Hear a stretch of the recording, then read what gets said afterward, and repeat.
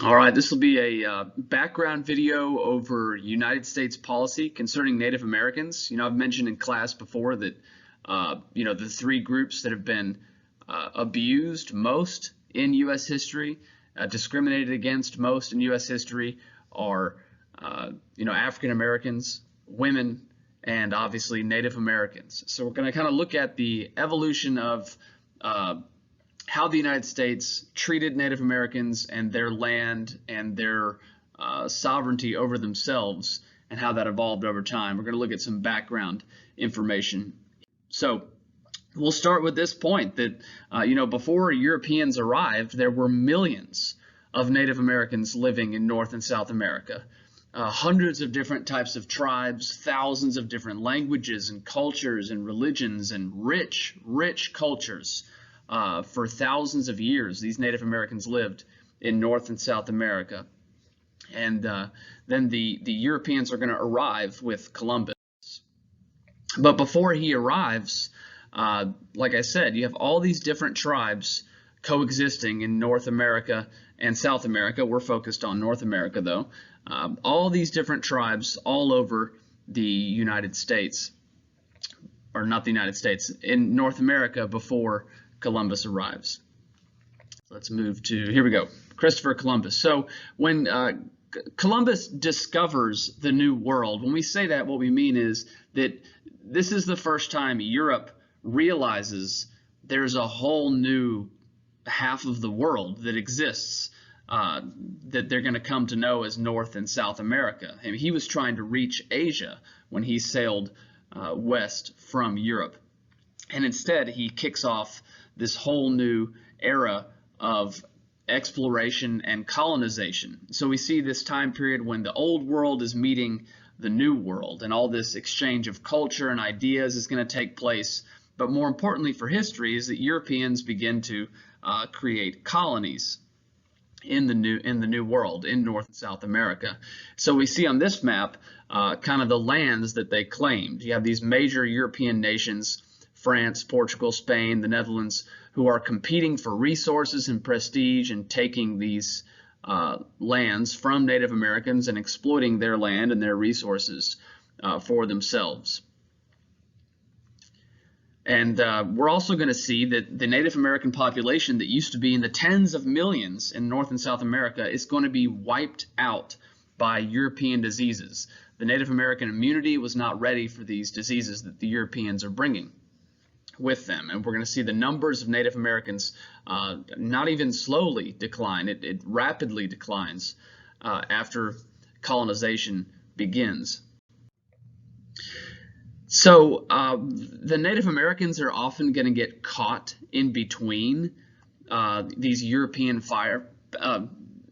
powers fighting against each other.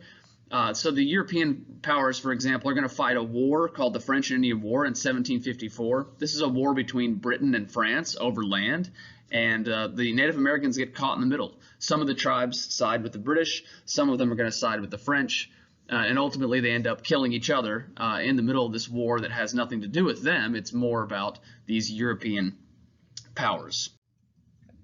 Now, eventually the English colonists become the United States, right? In 1776, as we know, the United States declares independence from Britain, right? And so they form their own country. And this is when Native Americans are really in trouble.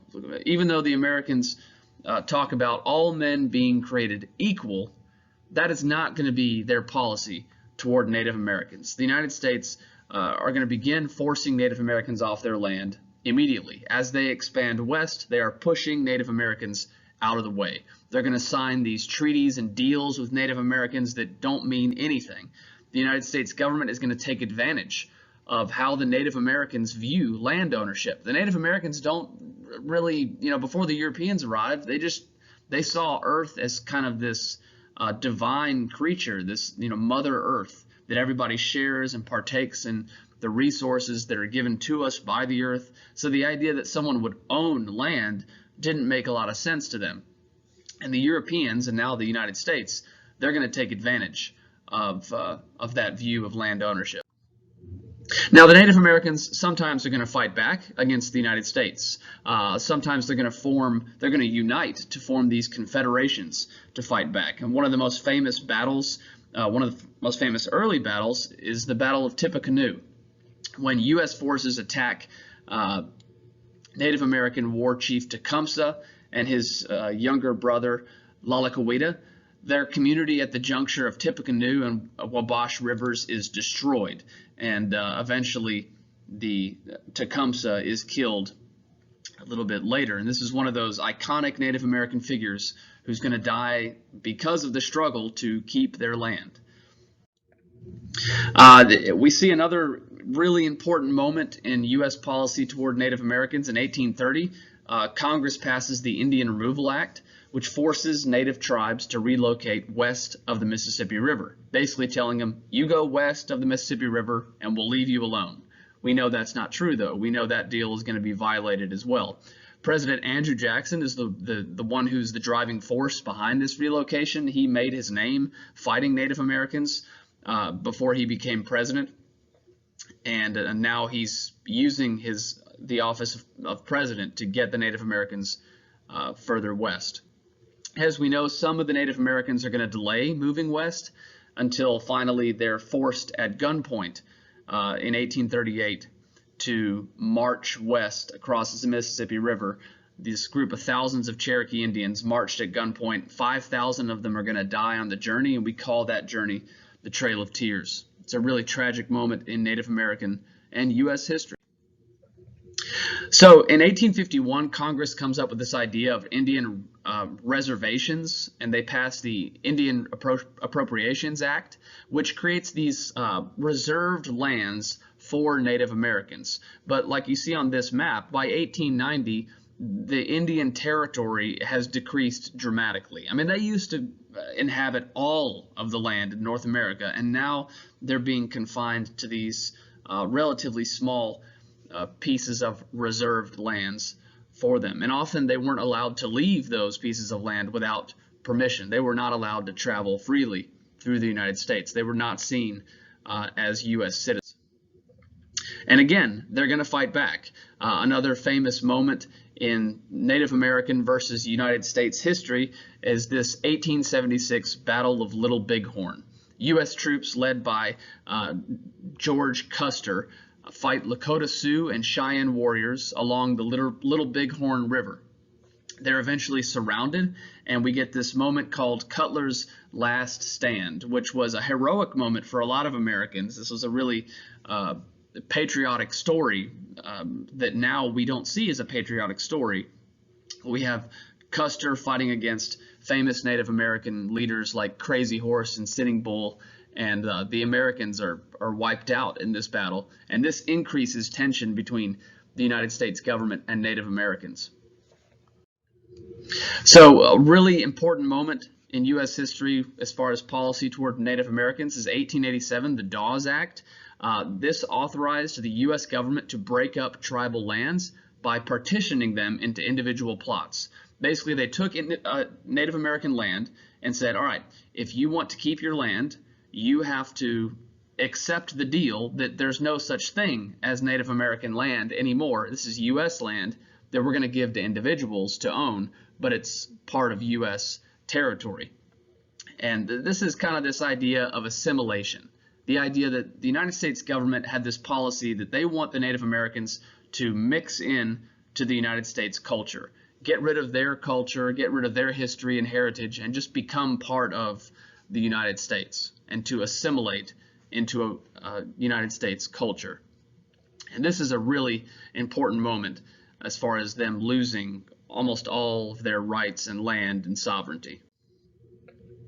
We see another really tragic moment in 1890 at Wounded Knee. This was a massacre where 150 Native Americans were killed on their reservations. So we see, even though these reservations are created, they're not usually respected.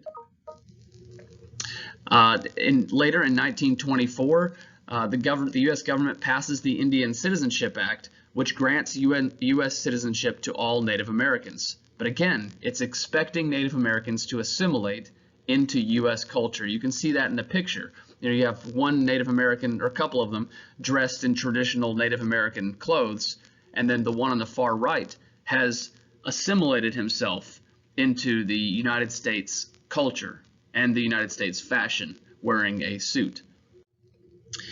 So, fast forwarding a little bit, by 1968, there's the Indian Civil Rights Act passed that grants Native Americans many benefits included in the Bill of Rights. But again, they're still seen as second-class citizens at this point. And even today, these reservations that still exist are just horrific places to live. Alcoholism is prevalent. Poverty is absolutely the way of life in these reservations. They're horrible places to live.